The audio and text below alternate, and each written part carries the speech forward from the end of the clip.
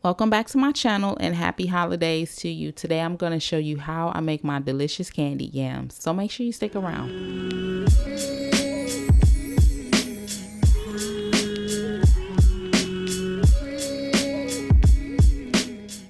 First, we're going to bake our sweet potatoes. So make sure you rinse and pat them dry to remove any dirt. Use parchment paper for easy cleanup if you like. Lay your potatoes on top of your baking sheet, but do not poke holes in them. After 1 hour of baking in a 400-degree oven, we're going to let these cool off. Once they are no longer scorching hot, go ahead and peel them. So because we did not poke holes into the potatoes before baking, they are not going to be fully cooked. So this is a good thing. You should be able to peel and cut your potatoes without them getting mushy or falling apart. And as you can see, my sweet potatoes are still retaining their shape.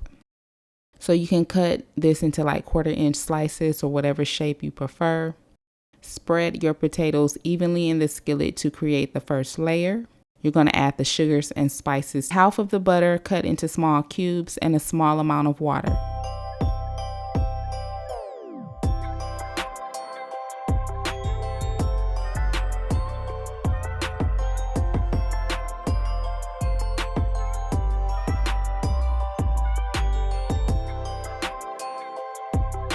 The water is going to help the sugar to spread around in the skillet, and it'll also help to create some steam as we cook our candied yams. So because we bake the sweet potatoes first and they're mostly soft, the sugars and the spices are going to absorb more easily and more quickly into the potatoes. Add the remaining ingredients to create the second layer, including salt and pure vanilla extract.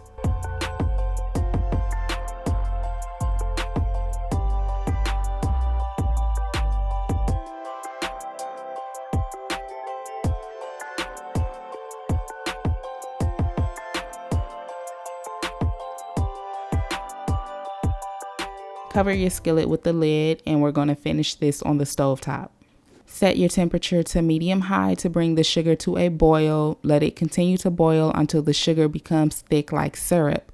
This could take up to 5 minutes, okay? So at this time, make sure that you watch your food. We don't want it to burn. Also, keep the lid on your skillet so that the potatoes will finish and get soft.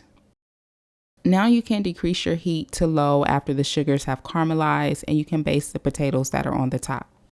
So when your candy yams are done, they should be soft. So make sure that you keep the lid on to allow them to simmer until they are finished.